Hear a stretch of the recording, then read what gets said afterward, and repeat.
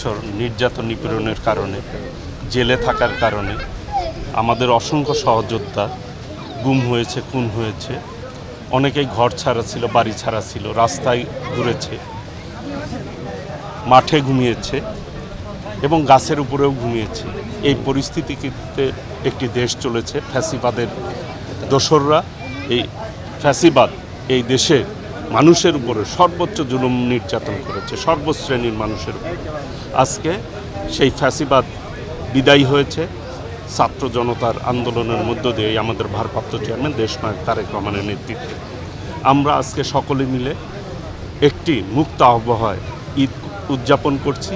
এটি অবশ্যই ভালো লাগার বিষয় এবং আনন্দের বিষয়। আমরা সকলে মিলে ঐক্যবদ্ধভাবে এই দেশটিকে গড়ে তুলব, এটাই হচ্ছে আমাদের প্রত্যাশা।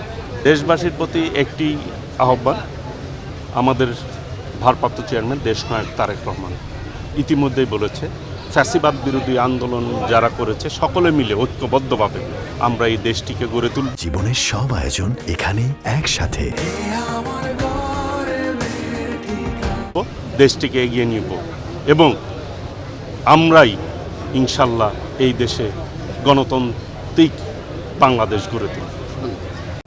শুকরিয়া, আলহামদুলিল্লাহ, সবাইকে ঈদের শুভেচ্ছা।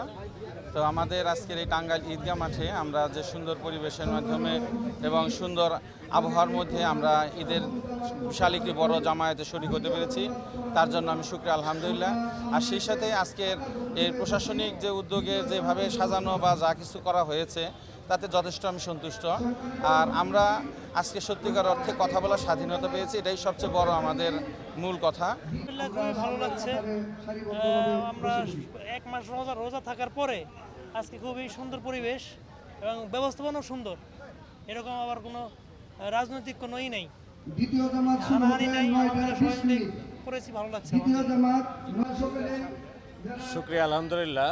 আমরা দীর্ঘ 17 বছর পরে উন্মুক্তভাবে স্বাধীনভাবে ঈদের জামাতে শরীক হতে পেরেছি, যেটা আল্লাহর শুকরিয়া আদায় করছি।